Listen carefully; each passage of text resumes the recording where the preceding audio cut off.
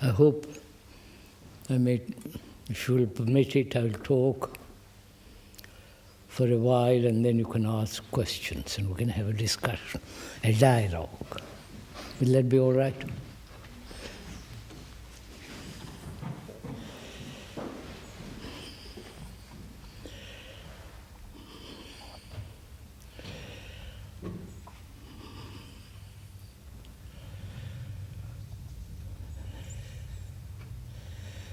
I think it's important to find out for ourselves why human beings, each one of us,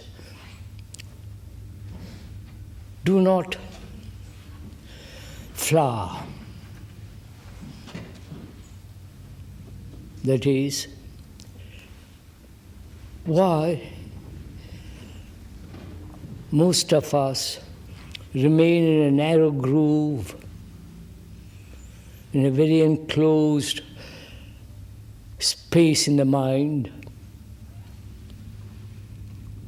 Why we never seem to be able to go beyond our own little selves, our own troubles and anxieties and so on. Why technologically, in the field of science, mathematics, physics, astrophysics and so on, why, though they have evolved so much in that field, why we remain such mediocre people.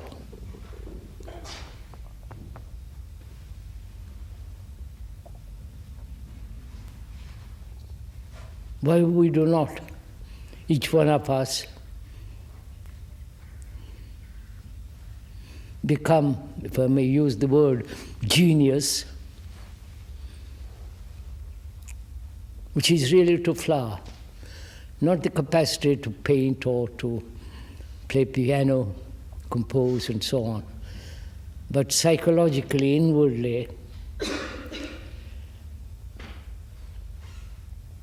be extraordinary human beings.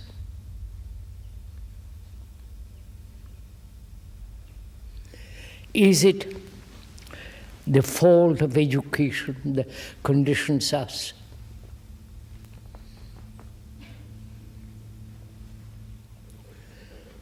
We are educated to conform to the pattern of society. We have to earn a livelihood. So you become an engineer, a professor, psychologist, whatever you will. That is, the society demands all that. Society means your fathers, the neighbors, the economic condition, all that demand that you conform to their pattern, to their way of life. And the society is created by each one of us, not by young people, but by the fathers, grandfathers, great-grandfathers, the 1,000 past generations. Society is the product of all their work, of all their anxieties, of all their greed and quarrels and violence and wars. So human beings have created the society in which we live, and that society conforms us, conditions us through their education, through their religion, through their nationalities, and so on. So it becomes a vicious circle. You understand what I'm talking about, I hope. And we are being educated Shall we conform to the pattern of this society? If we don't, we won't be able to earn a proper livelihood, have little comfort, food, and so on. So you see the problem. The problem is we are educated, and that education must conform to the demands of society.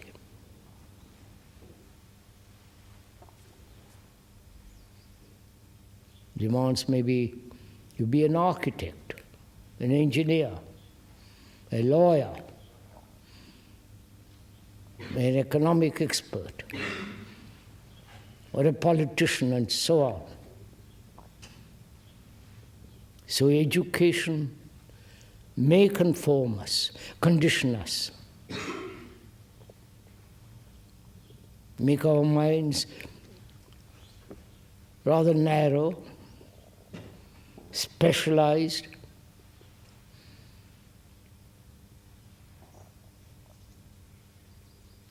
and that helps us to have security, money,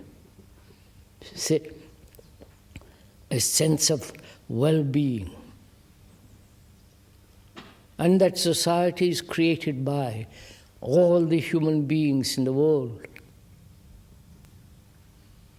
So you see, we are caught in this circle.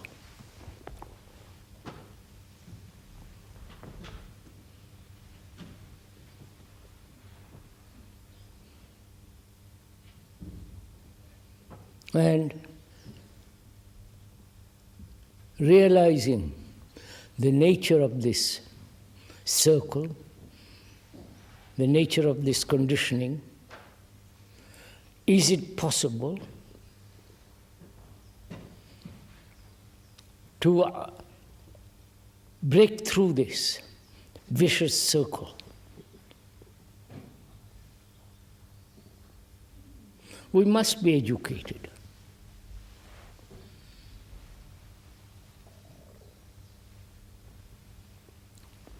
Yes, we must be educated, but need that education condition us. You understand my question?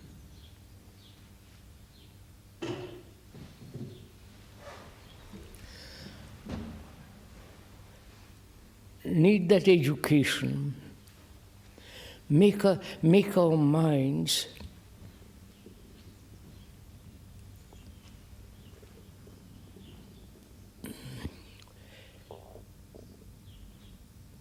or a part of our mind function well, but the other parts be neglected. I may be good at mathematics or have a good job, but I neglect the whole existence of my life. All the troubles, all the anxieties, the fears, the insecurity, the uncertainty. We never seem to be free of all that. You understand my question? So does Brockwood, your being here, some of you for the first time, and the others for some years here,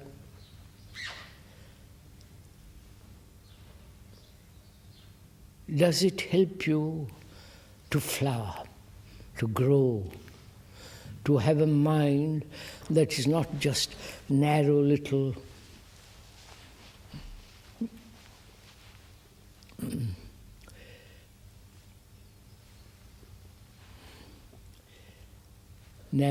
groove that always does the same things over and over and over again?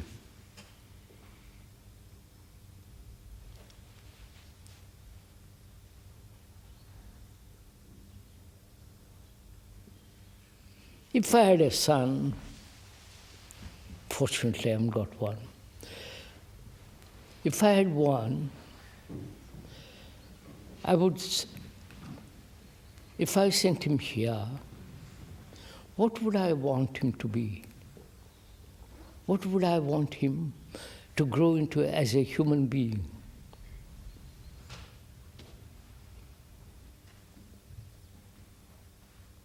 You are in that position.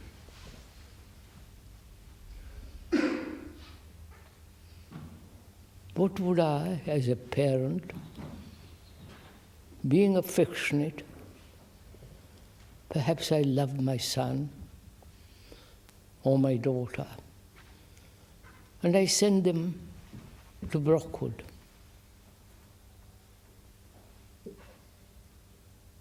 And I say to the people here who are educators, what would my demand of them? What would I ask them?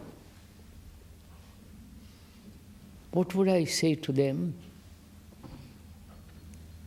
How will you help my son and daughter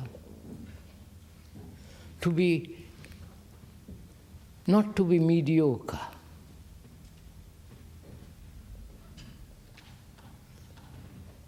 not to be merely mathematicians or get a job or get lost in the world?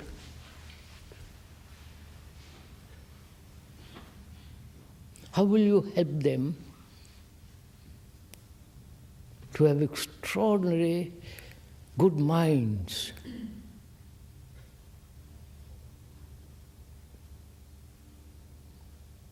I mean by good mind, a mind that is not only concerned with the job, with the family, but also a mind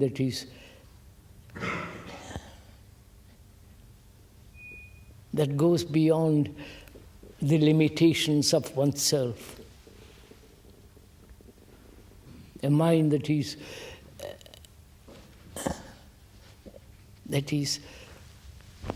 vast, that's capable of great deal of courage, delight and affection, love and compassion and care for human beings. I would ask them that. How will you help my children to have such a mind, a very good mind, and a very good heart, so that they don't, though they have to live in this world, they don't get lost in the world.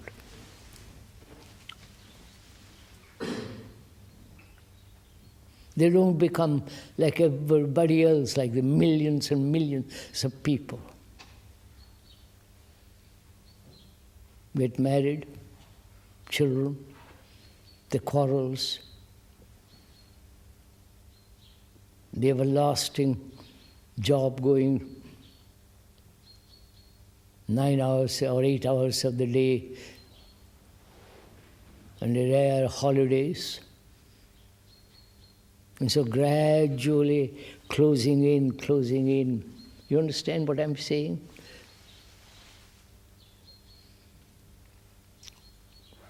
I would ask the educators here, what will you do to help them? My children, my two, whom I love.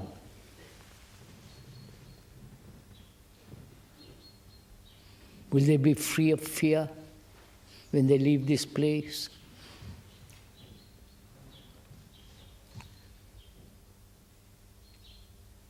Will they be able to think clearly so that they will be never caught in any illusion? Not be confused, uncertain.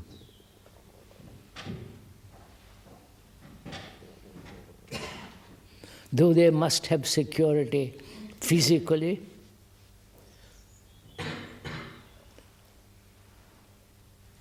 can they be free of this everlasting desire to be secure inwardly?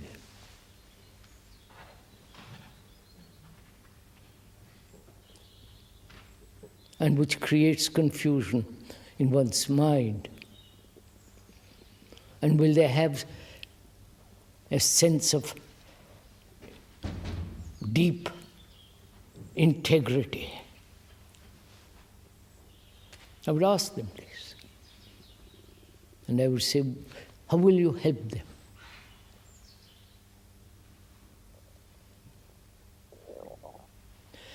One of the problems is, if I'm a teacher here or elsewhere, I'm also conditioned. I'm also a narrow-minded human being. I'm also frightened. And how can I, being frightened, help you not to be frightened? You understand my question? You understand my question? I'm frightened. I'm your educator.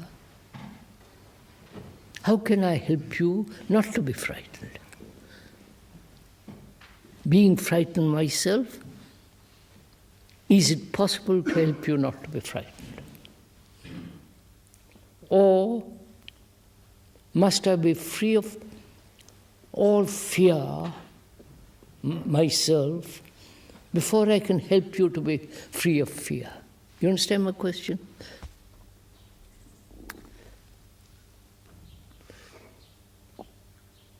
So you see, if I wait till I am free of fear, it may take me years. By then I may be dead.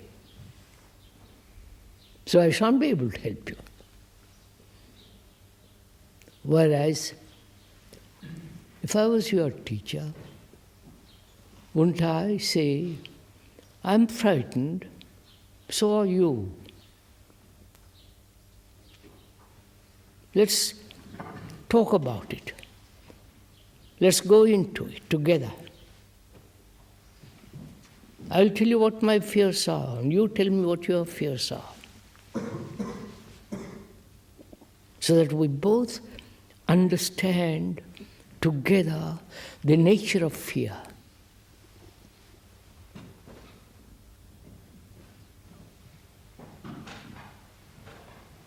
Why we are frightened, of what we are frightened. Myself and you.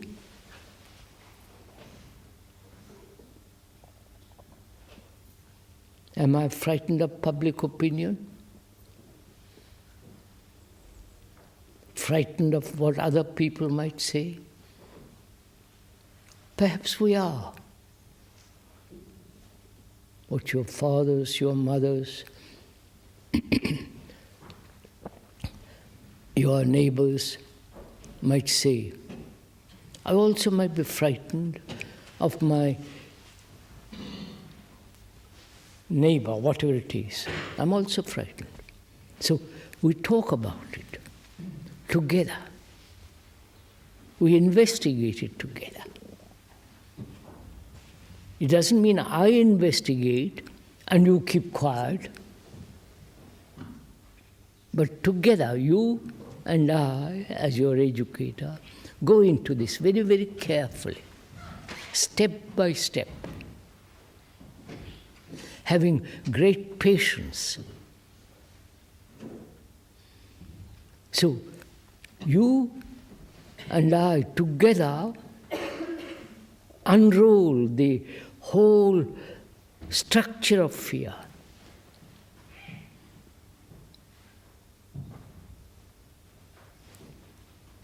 I think we can do that. So that after some time, you understand and I understand the nature of fear.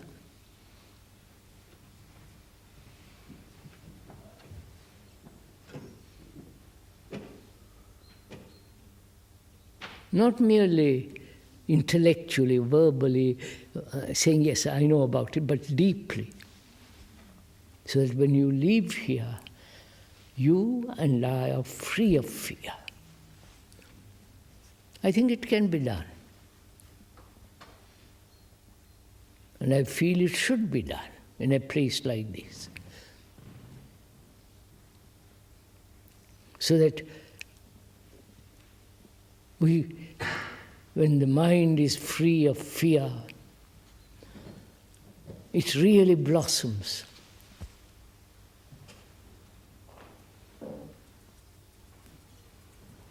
It becomes an extraordinary thing.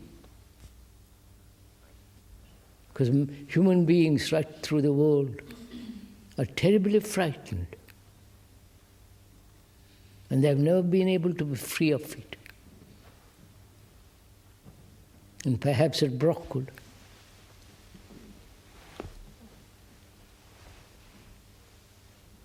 we can help each other to be so completely free of fear.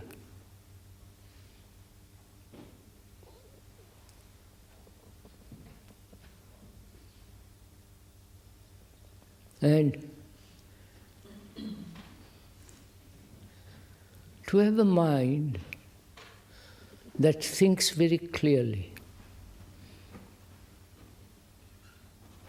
You cannot think clearly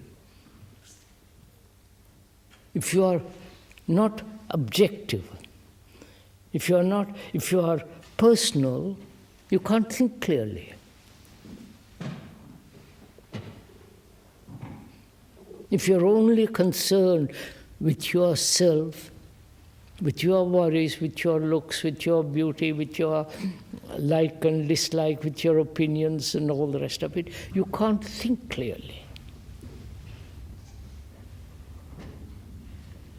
Because to think clearly first,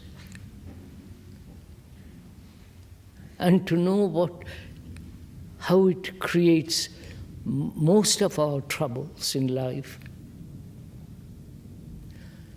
So when you think clearly, then perhaps you can go beyond all thinking, which is much more difficult.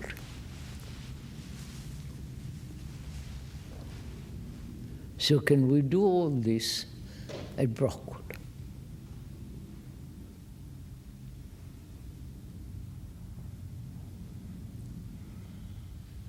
I think it is the responsibility of the educators to make or to bring about a place where human beings, you, I, and all of us, can grow into capable human beings, but also immensely intelligent human beings who have love, who have compassion, who care for others.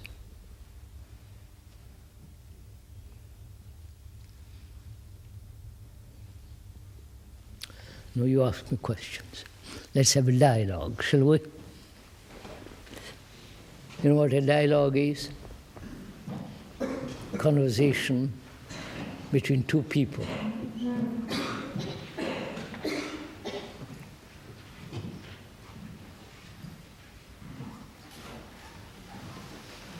You can ask me anything you like.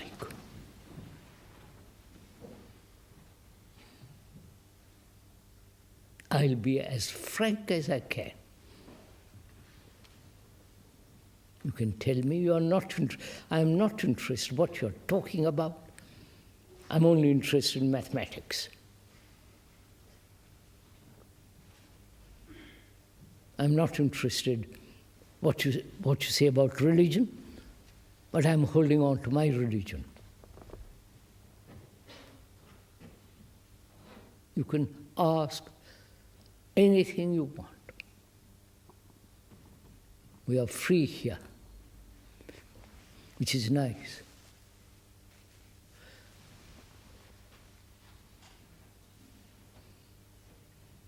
So there's complete silence.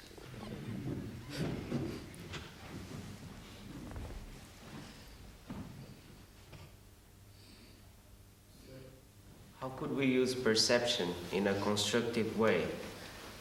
How could we use the daily perception of things in a constructive way, in such a way we wouldn't remind of them, as to say? I don't quite understand what you're... Perception? Yes. What do you mean by that? If I perceive something, if I see, let's say, a woman, many things come to my mind at that moment.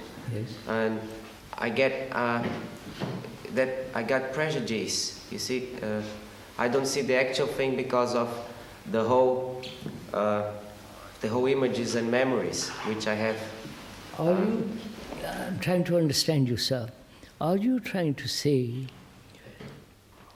when I see somebody, I react? Yes. And that reaction brings various other reactions. And I never see the thing, and I'll never go to the root of anything, and I'll always be playing that game the whole time. Yes. So you're always living in reactions, one after the other, one after the other. Yes. Right. Now, let's go into it carefully, shall we? Yes. Which is with most of us, it's like that. It's not only with you. It's all, most of us live in reactions. What is a reaction? To react. What is reaction? You see that yellow coat, and you may like it and say, how nice, or you might say, no, I don't like it, right? That's a reaction. Visual, that is, you see that color, either you like it or don't like it, right? Now go step by step. You have pain, physical pain, you react to it,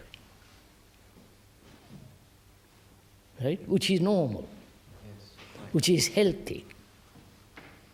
If you don't react, it means you're paralyzed, right? So, from the physical, you understand? We react psychologically, inwardly. You understand? That is, I see you and you are nice to me, therefore I like you. Right? You say something to me which is not nice, I don't like you. Right? You flatter me and I say, we are good friends. Right? You insult me and I immediately want to insult you back. All that is a reaction. Right? You say something, go into it carefully. You say something that will hurt me, and I get hurt, and I keep that hurt for years and years and years. Right? That's a reaction. Yes. Now, can one must react physically, right? If you see a danger, you must leave it, right? That's natural, healthy thing to do. Now, why should one, go into it carefully, why should one react to something you say which I don't like? You understand my question? No. You say to me, I'm an idiot. You say you're an idiot to me. Why should I react to that? Well, that's the way the brain works. I know, but don't merely say brain works. Let's find out. You understand my question? You call me an idiot. And I react to that. If I say to myself, oh, that's the way my brain works, you stop there. But if you say, now, I want to find out why I react when you call me an idiot. I think it's part of your program or consciousness or whatever. It's just part of the not getting hurt. To get hurt is part of the not getting hurt process.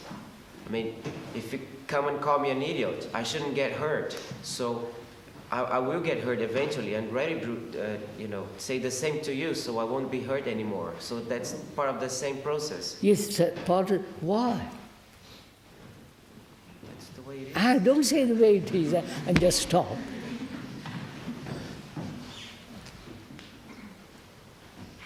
Why? Think it out. Let's think it out carefully.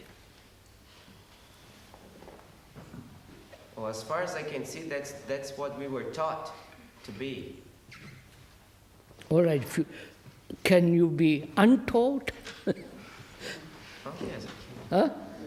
So let's now be untaught. Huh? Let's now say, well, let's go into it and say, let me see if I can be free of this, right?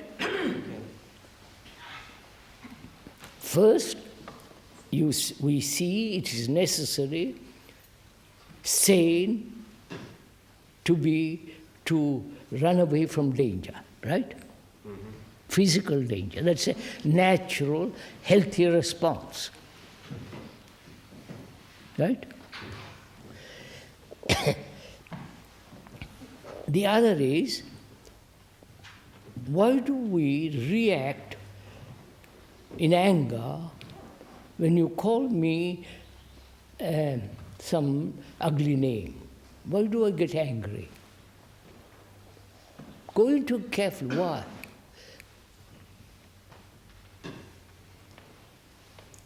No, all of us are you call me some name.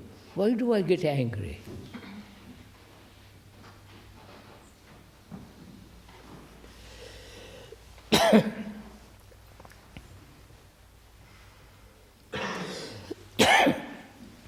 I'm not going to tell you, tell me.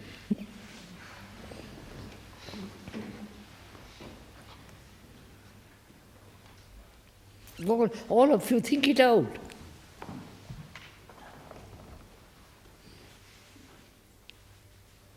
It creates an opposition to what we already know about ourselves. You're saying, what do you mean opposition? Well, if you call me an ugly name, of course I'm not that ugly name, as far as I see it. So it's just, like more or less the mirror reflection. Is that so? You call me an ugly name, right? And I get angry. And you are saying, I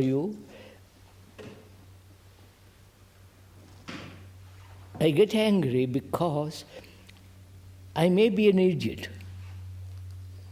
And I don't want to be shown up as an idiot. Is that it? Not quite, but what you said is not untruthful. Hmm? What you said is not untruthful, but that's not exactly what He says that's part of it. That's part of it. Now go a little further. What's the next? You see, go on. Move. The other part is, I think I'm not an idiot, and I think I'm not an idiot, but when you call me an idiot, why should I get angry? Or irritated, whatever reaction. Either it is so or it is not so, right? But you're not sure that you're not an idiot. If you're totally sure. Yes, I mean,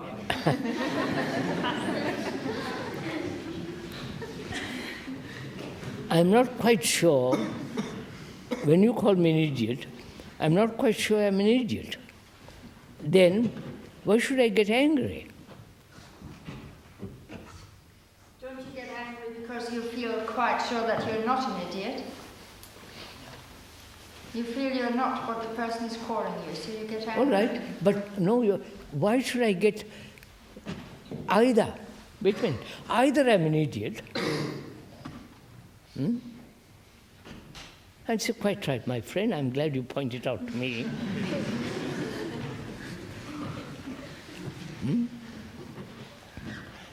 And if I'm not an idiot, why should I say, all right, you think so, I'm sorry, I'm not. We don't seem to be that objective at the moment. I want to find out why. Go into it, sir, carefully.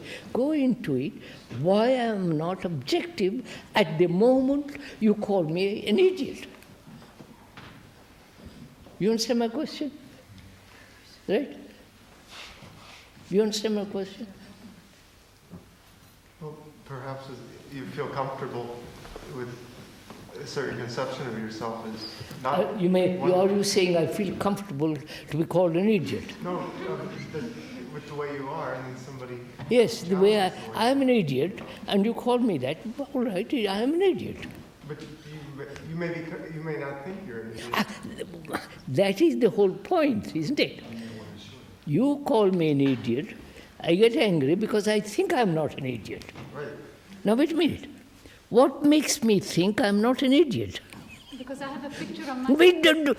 You listen to that. Well, perhaps it's very disturbing to know that you're an idiot. And then it's more pleasant to think that you're not an idiot. I mean, that you're doing Look, it right. I'm going to call, no, you call me much better. You call me I'm stupid. Am I stupid? What makes you call me stupid? Because I am not as clever as you are. Is that it? Right? Right? Yes, but you're not talking about the way we think. I'm doing it, sir. I'm doing it. You're not following it.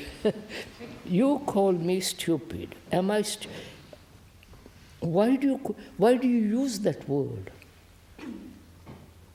Sir, it's not because the other one is more stupid than you are. It's because you think he's No, more stupid. why do you, please just, Go ahead.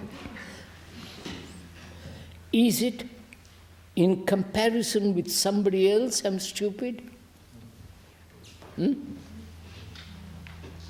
Right? You understood? You compare me with somebody else who is cleverer than me, more intelligent, bright, nicer, and you say, oh, you are stupid compared to him. So is stupidity comparative? Do you understand my question? Do you understand? Yes, I do. Now, next step. Why do you compare? Would you, if you don't compare, if I don't compare myself, am I stupid? Yes. No. No, don't say no. You.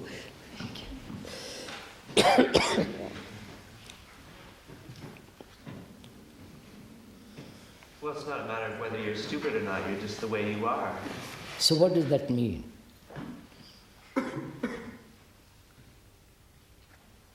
Look, I look at you,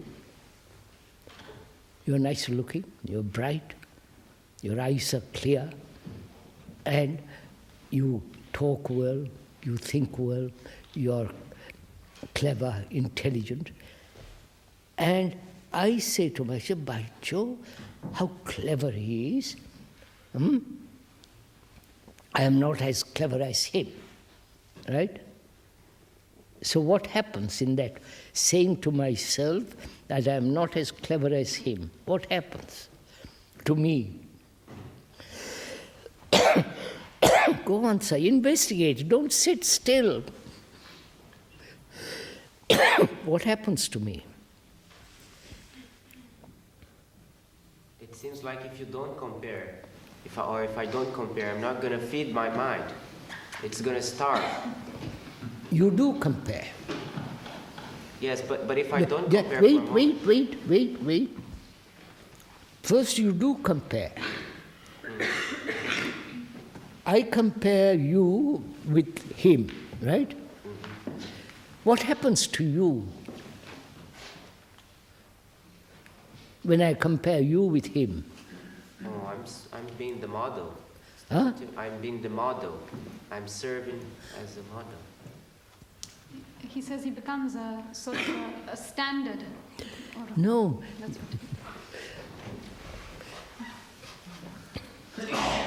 You're not thinking with this.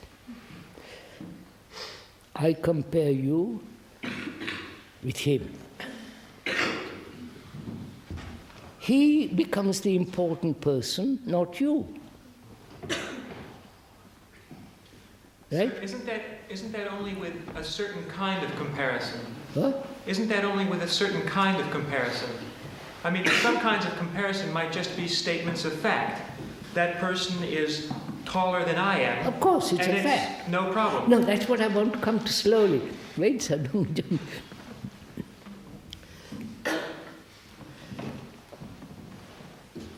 When you compare B with A, what happens to B?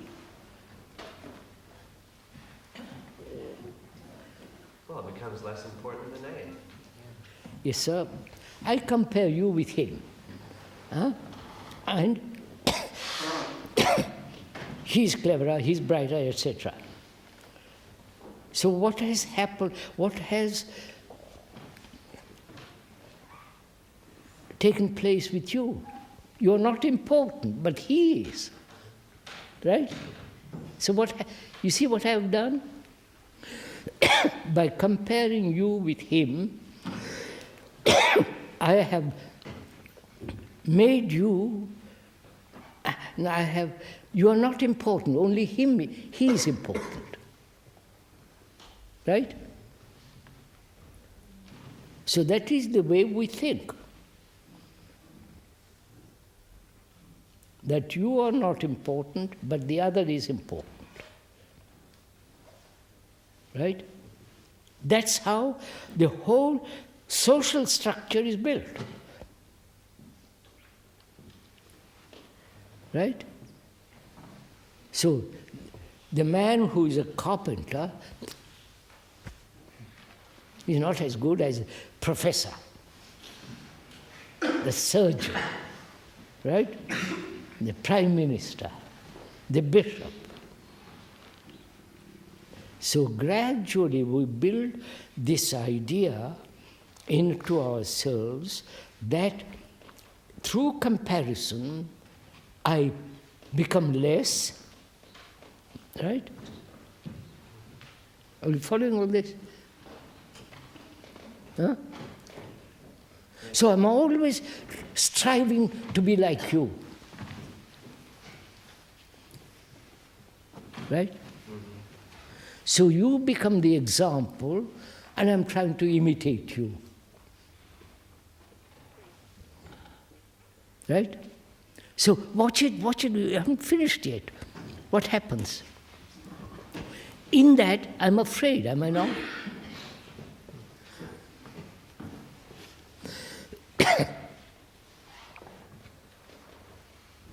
I may not become like you. Sorry. I may lose all the benefits that I might derive if I'm like you, right? So I'm always anxious where I'm thinking comparatively. Right? You get it? Yes. Right? But how can you stop? You first see, first see the fact. Right?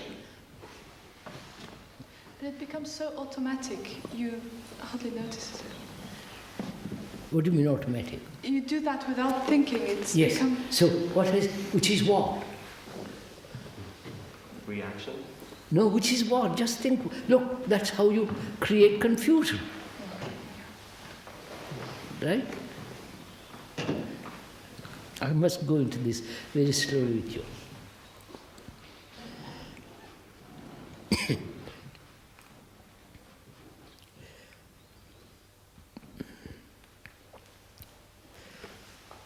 See, we're always trying to be better, right?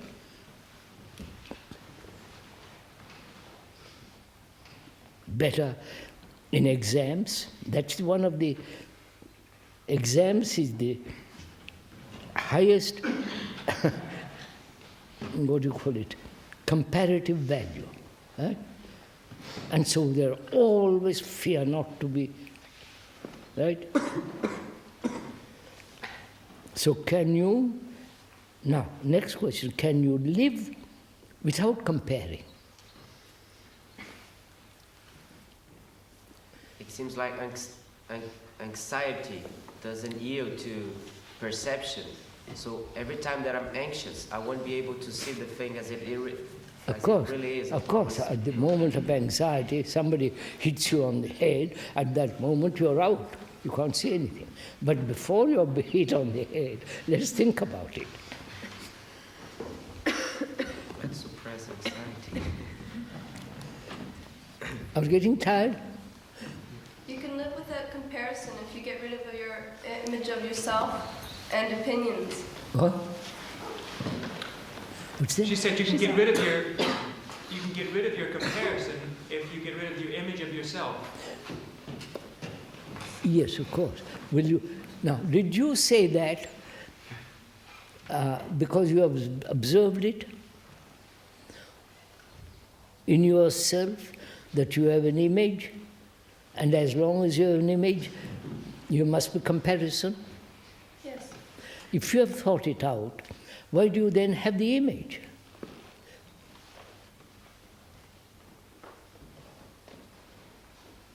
Or you like the image that you have about yourself. And so you don't mind making comparisons.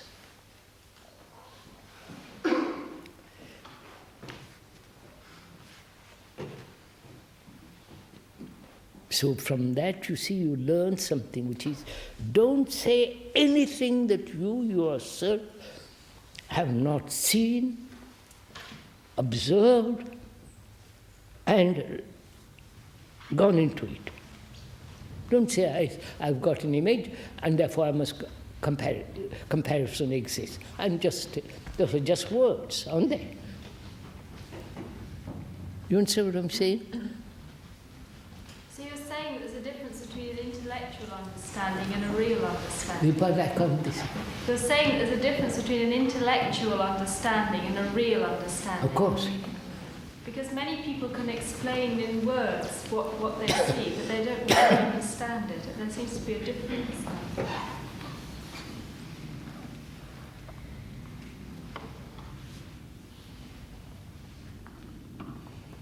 Have we so far understood? Not verbally, not intellectually, not just explanation, but actually. Which means, will you stop comparing altogether?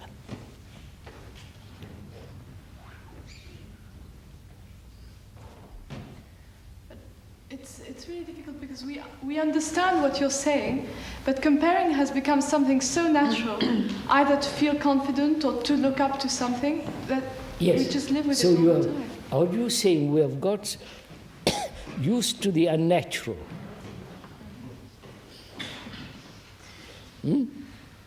So can you be free of the unnatural? Don't say accept it.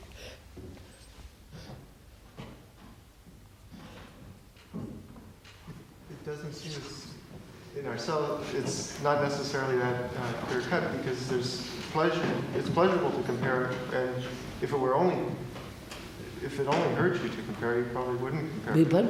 If it only hurt to compare, you might not compare. No, but I'm asking, sir. You see what the result of comparison. If I'm comparing always with somebody who is better, nobler, wiser, more intellectual, nicer looking, and all the rest of it, I must always be anxious. Right? I must always have this fear of not living up to that. Right? So, do I see that as a description or a reality?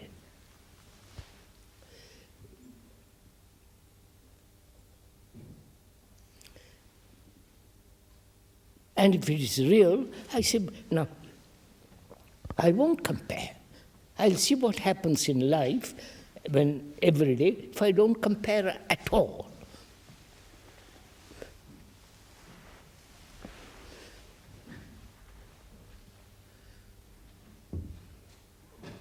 When I go to the tailor, I compare between this cloth and that cloth, right? Between this dress and that dress, which is quite right.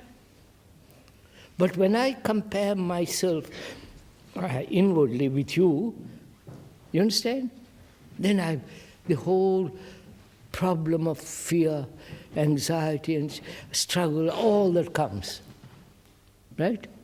Now, you have heard this, but will you actually stop comparing? If I heard, would that stop the inner mechanism that make... I'm asking you that. I'm asking you, having heard what comparison does, will you stop it?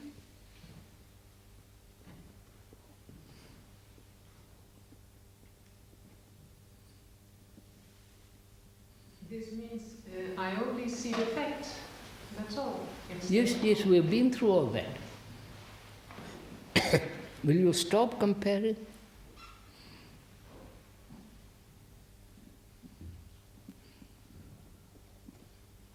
I would like to compare. I think of comparing as part of seeing, always, even between my qualities or my lack of them and the other people. But I don't want to do it with When fear. you compare one picture with another painting, what are you doing? You're not to go on, so please go into it with me. I compare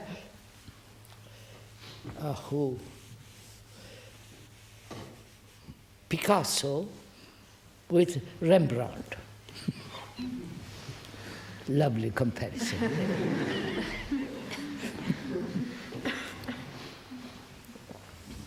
You know what Rembrandt is? Well, you'd be instead of looking at the pictures themselves, you're looking more at their differences. That's right. Instead of looking at one picture by itself, I'm going into it, looking at the proportions, the light, the shape, the color. But I'm not saying, is that as good as the other? Which means I'm not looking at that picture. You understand what I'm saying? So if I want to look at myself, why should I compare what I'm seeing with somebody else? You understand what I'm saying?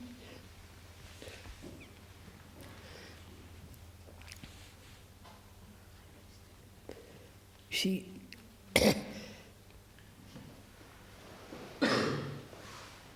all examinations are comparison, right? Right? Huh? So what will you do?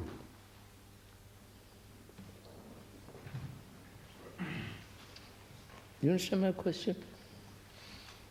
Well, Well, examinations I think that we all have to take, but there are more important things. No, just listen, sir. You haven't listened. At the end of 2 years or 5 years, you have examinations in A level or low level, right? Which means what?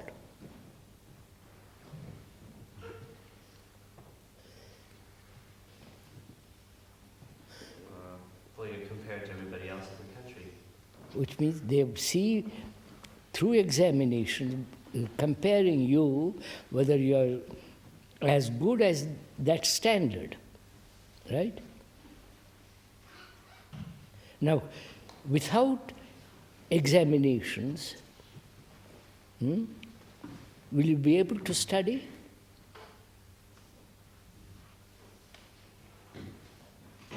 Yes. So what does that mean? You people...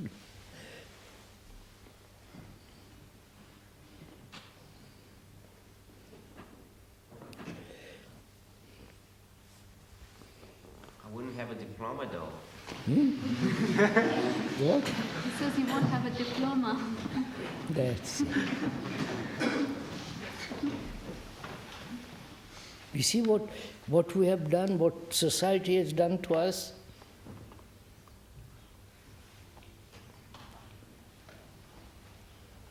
So education is to help us to conform. Society says if you don't, you won't get a job. So you have to get that to get a job. And you get frightened by that, right? My God, will I pass, will I not pass? I must study, I must work. Now, is there a different way of learning? Without this great pressure of examinations. You're going to face all this. Don't look at him. You're going to face all this. So is there a different way of studying so that you might take examinations or no exam, but you're free of that. You follow what I mean? You're so alive, intelligent, so capable of learning.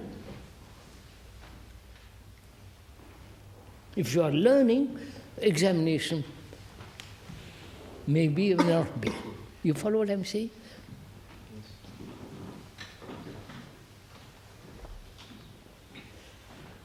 So next question, does learning mean anything to you?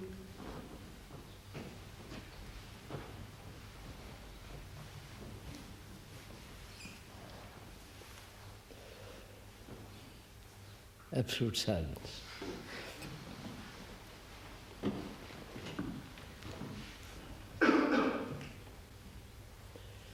Have you ever thought about learning, what it means? What does learning mean to you? Come on, Daphne. What does it mean to you to learn? Well, don't look at her. Answer me, somebody else. You two answer me. What does it mean to you to learn? To learn.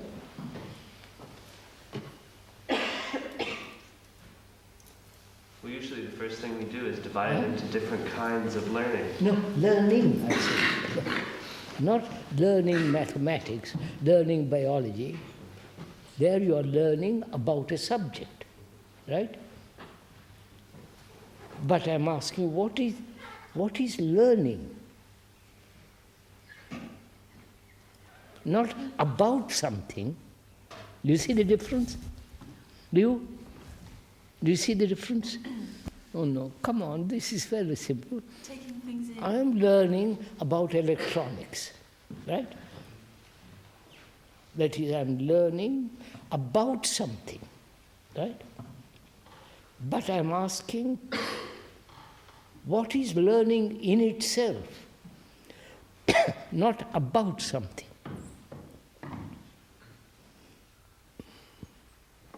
This is too difficult problem.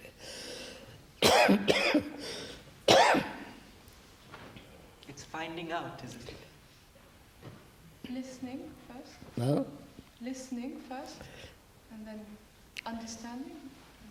No, you tell me what it means to you to learn, the act of learning. Things coming into your mind. Huh? Things coming into your brain. Mind. What things? Mathematics, geography, painting, piano, the wind, the color of the birds.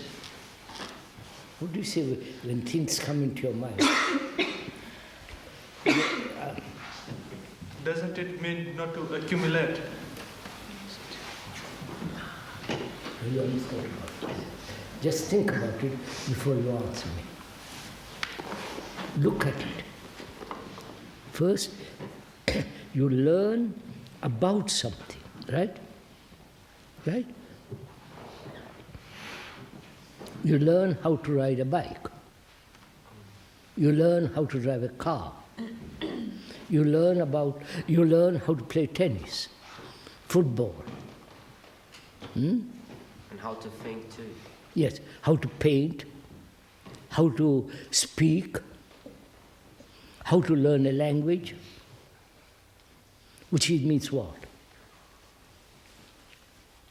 That there is an entity which is... No, not an entity. Be simple, don't You acquire knowledge. Understand how something works. I learned to ride a bike. Somebody has told me on the top, guide me, right? To learn a balance, right? Which means what? Come on, sirs, what's the matter with all of you? With a bicycle, you feel it. You can feel it. You can use it. You can ride it. There is the me and there is the information. I learn.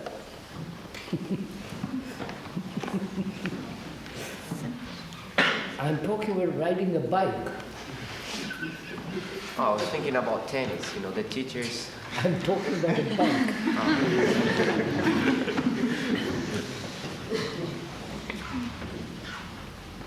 All right. You know how to ride a bicycle? Yes. Of course. Now, what happened before you learned it? Go, tell me, sir. You see, don't just wave your hand. Tell me what happened precisely. Oh, I just fell down. You fell.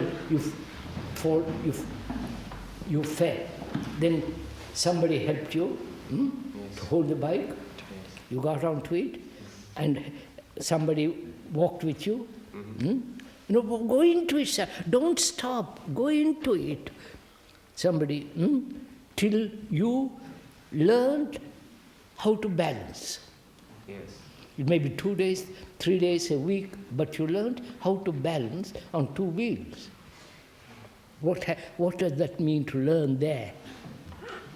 Go into it carefully. What does it mean to learn there? You have to work it out by yourself too. No. You can. No, you have to. You're not answering my question, old boy. You learned to ride a bike. That is, you learned how to balance on 2 wheels and guide it and so on. That is what has happened in that, from the moment you fell down to the moment you are able to balance and go off by yourself, what happened? Pay attention. Huh? You pay attention. No, what happened? You kind of sort things out. Oh, why can't you all be simple? Well, you learned it. So you acquired knowledge about it. All through your body. You figured out what worked and what didn't. I'll give it up.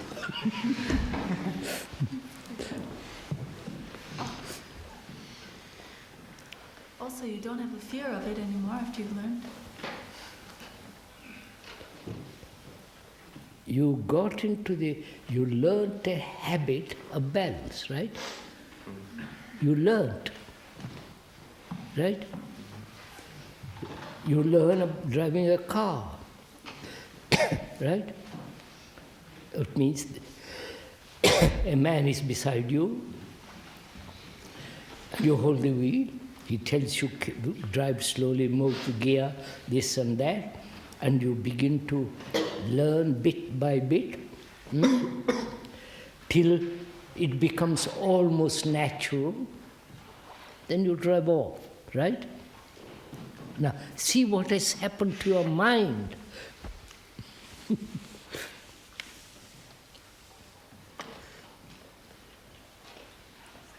Understands and remembers after. Yes, and what? Would you say that? Be simple, definitely simple. Be simple. Don't be extraordinarily professional. Well, Did you say I remember it? the first time you do it, you have to figure it out. But after that, you keep using what you found out before. Keep on Which means what? You become used to it. You become used to it. It becomes a habit. It becomes natural. You don't think about it. Right? When you say, I don't think about driving, I'm watching. You change gears. Now, what has taken place when you don't think about it? It's become mechanical. Which means what? No more thought? Huh? No more thought into it? I can't hear. Stop thinking about it? You're not paying attention to it anymore. Yeah, and that's natural. So,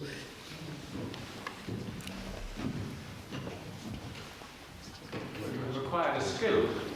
huh? You have acquired a skill. You have acquired a skill. How do you acquire a skill? You're not afraid to fall down anymore. You don't have to think. When through practice, you've just learned. That means what? By doing over and over again. Look, I apprenticed myself to a carpenter, right? I watch him, how he handles the instruments. And by watching, he's telling me I am accumulating knowledge about carpentry, right? And after 5 years of great deal of accumulation practice, I become a carpenter. Either good carpenter or bad carpenter, which means that I have learned a great deal, accumulated knowledge about the wood, the instruments, and this, after practicing this skill, right? That's the process, isn't it? I watched, listened, learned. And then establishes. Wait, you're not doing it. I've listened to my boss,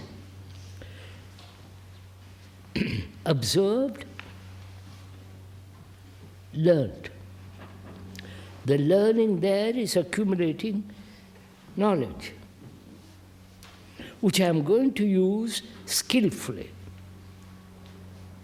Right? Exactly the same thing has happened when I drive a car, ride a bicycle, learn a language, right? You follow this? So for us, learning means accumulating knowledge, right? Right? Right? You're saying learning means having learned, in point of fact. What's that? Learning means having learned. Having learned, in point of fact. Yeah, learning means having learned. Right? See what he has said. Listen carefully to what he has said. Learning means having learnt.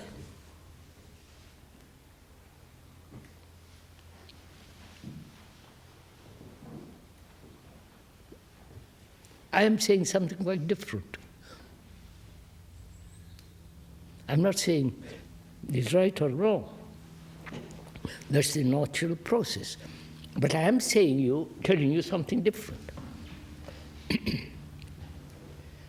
That is, having accumulated knowledge, I act, right?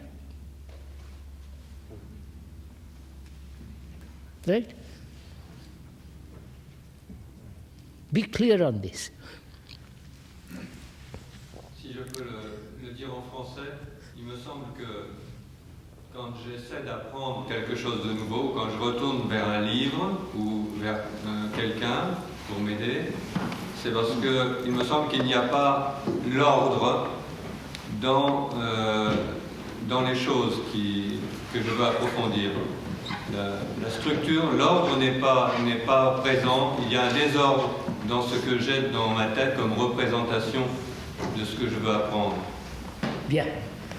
But sir, please, just go with me a little bit, please. I learn, first I hear, see, and then accumulate, called knowledge, information, and then from that information, knowledge, I act. Right? Right? Now, there is also the other way, which is I act, and from that action learn. You're following? Are you following this? Are you saying, sir, that in the normal course of learning, at some point we stop looking and we stop listening? I'm not saying anything. I'm not going as far as that. I want this to understand something, which is first accumulate knowledge and act, or act and through action learn. Right?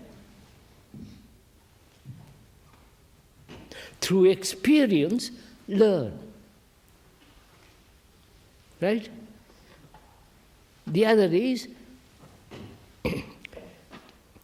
not knowing, listen, see, learn, accumulate, and act. You see the two different?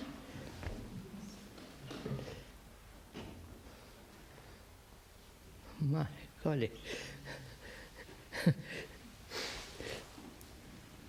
I act, and from that action, which may cause me pain or pleasure, I say, yes, I've learned that.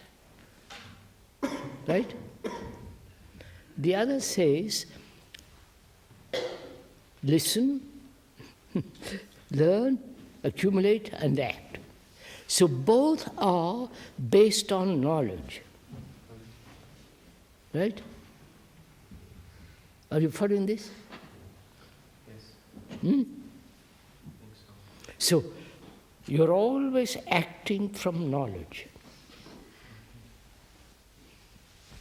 Driving a car, riding a bicycle, learning a language, learning mathematics, knowing about it, and using mathematics to build a bridge, anything. You follow? The whole of that. Right? You got this? So, what happens when you are acting from knowledge? So is that knowledge ever complete? You understand? That's my next question. I wonder if this is too difficult for you. No, it can't be. Delighted. Knowledge is limited, isn't it? Huh? Always. Agree? There is no complete knowledge. Right? So your knowledge being incomplete, your actions must be incomplete. Right? There can never be perfect carpenter, perfect scientist, perfect mathematician. Right? I'm looking at Dr. Baum.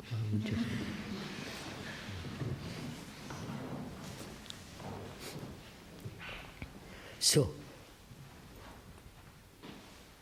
thought is the outcome of knowledge, right? Right? Is it completely so? Huh? Is it completely so? Is it completely the outcome of knowledge? I don't follow. It's not only the outcome. What? Is it completely only the outcome of knowledge? Is thought only the outcome of knowledge? Is that And all nothing it else. is? Isn't it? You mean only the outcome of knowledge? That's to me.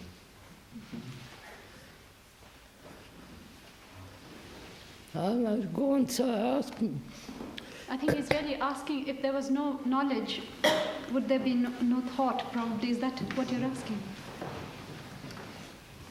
If there is no knowledge, would there be any thought?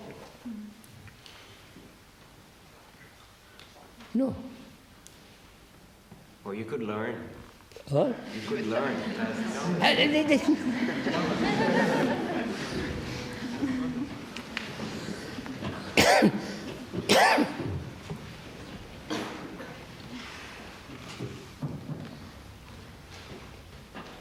So you are learning to think, right? Not to react, but to think. Thinking was also a reaction. Right? If you had no memory, no knowledge, you can't think. Right?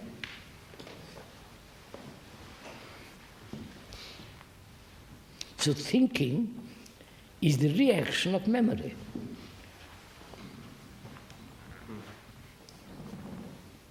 Get it? So, this is too complex. So we are living all the time in reactions.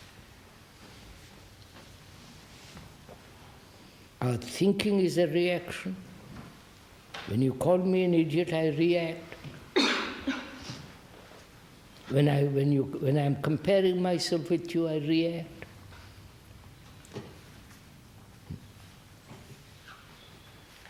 I react when I see a man in a Rolls Royce and I want that, if I'm silly enough. And so on, so on, so on. So my whole life is a movement of reaction. That is challenge and response. Right?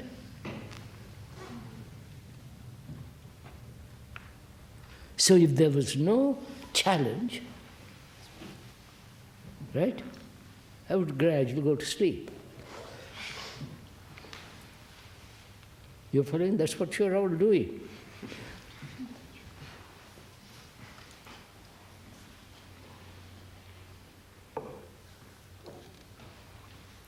So can you live and be tremendously alive without any challenge?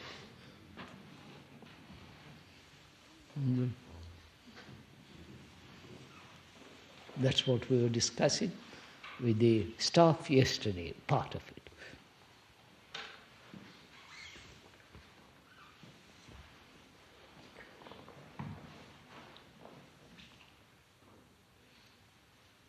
See, find out all these things. Don't just say, stick at one point and live there. Keep moving. You understand what I'm saying?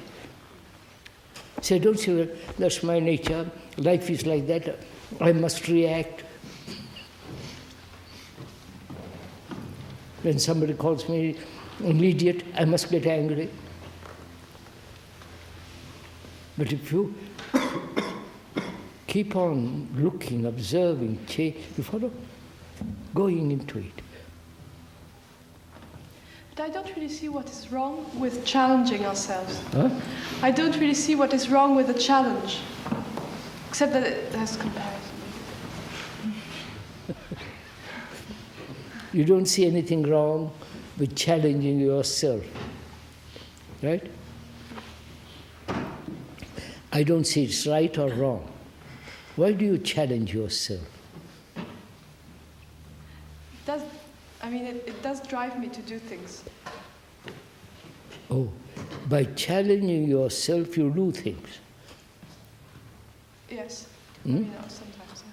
Which means what? Tell me, please, what do you mean by challenging yourself? You're lazy. Suppose you're lazy, and what's your challenge? I must get up. Is that it?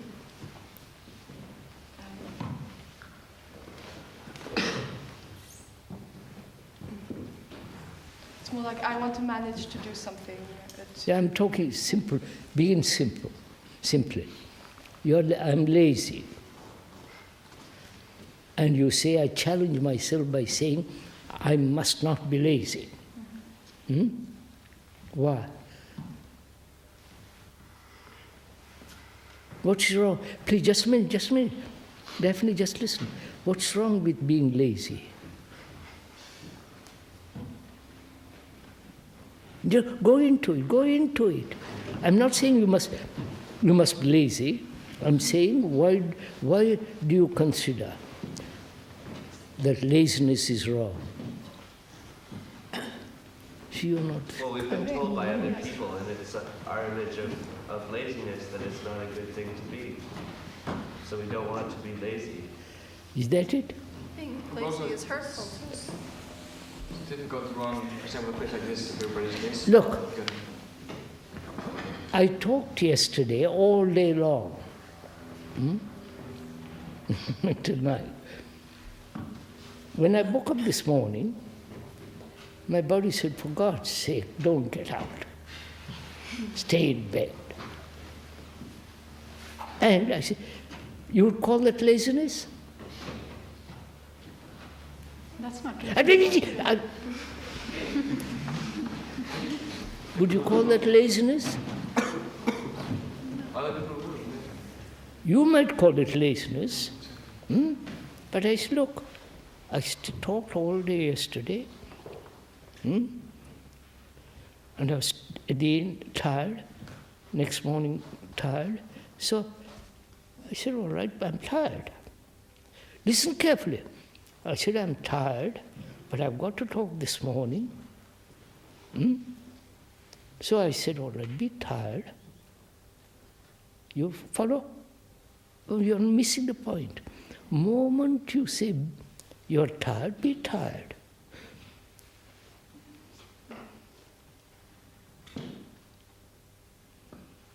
I wonder if you're getting what I'm saying. Instead of saying I mustn't be. No. You see, you're not. I was tired this morning, and I said, "Oh, I'm tired." Then what happens?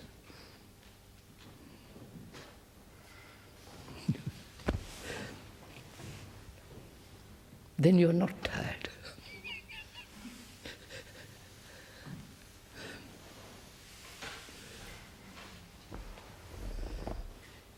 I'm tired, but when you see the whole cause of that tiredness, it is not laziness, right? So what is laziness?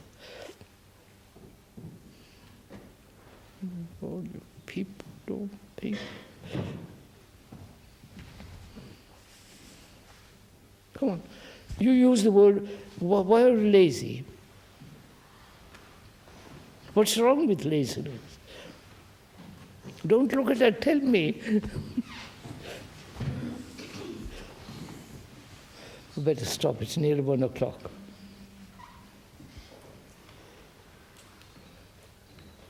Is it not understanding why you're tired? Now I'm asking, why do we condemn laziness? Is it laziness to sit on the steps and look at that tree? Is that laziness? No, all right, it's not laziness. I walk very slowly, looking all around. Is that laziness? What do you mean by laziness? I don't know what it means. Personally, I don't know.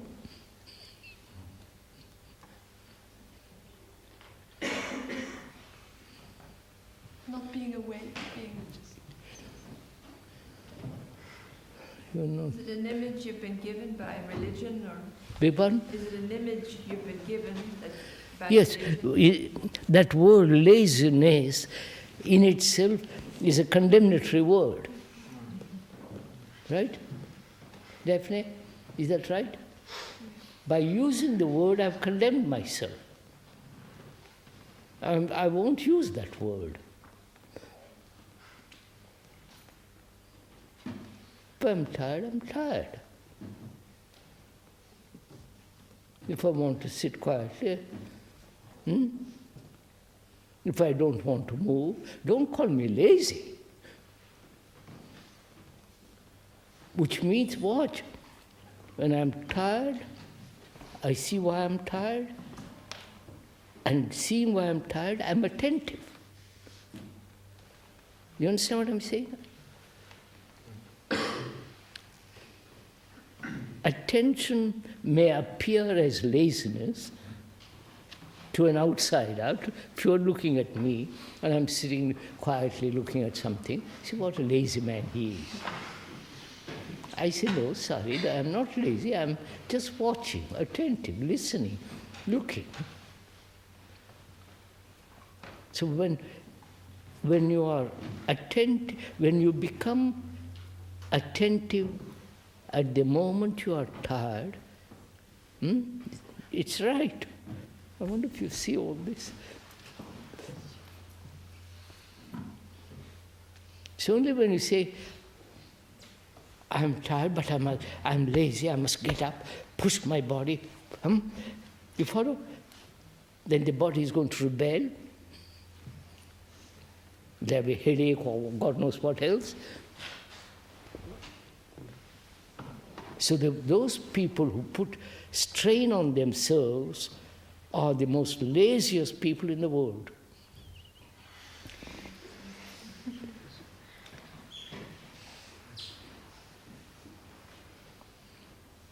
But those who say, look, I'm tired, I know I'm tired, during that tiredness, I'm attentive and I must be watchful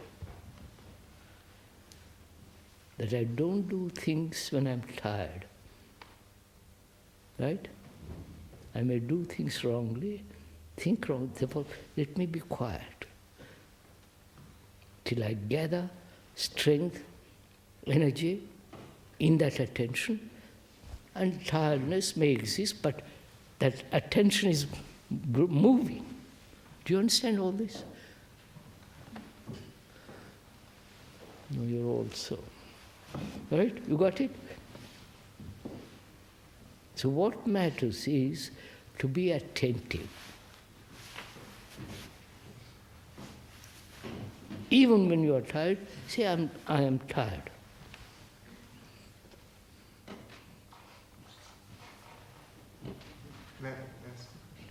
To know that you are angry, right? Attentive to anger. But you say, I mustn't be angry, you are inattentive. You get the point? Huh? Do you? Is being angry the same as expressing it, or is being angry? Huh? If you're angry, it's not like being tired because you could affect other people. Yes. So I said, you are not, please forgive me pointing out. Be attentive when you're angry. You call me a fool, I get angry. Be attentive of that anger. Right? But when you call me a fool and I get angry and be inattentive, then that's a reaction which produces another reaction.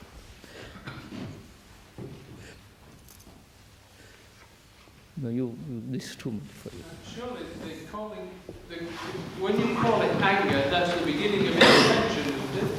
When you call it anger, then that is already a reaction. Yes, sir. I didn't want to go in too much into it, because by naming anger, the word, you've already given it strength. I won't go into it, that's too complex for the time. It's lunchtime. And Whisper is waiting.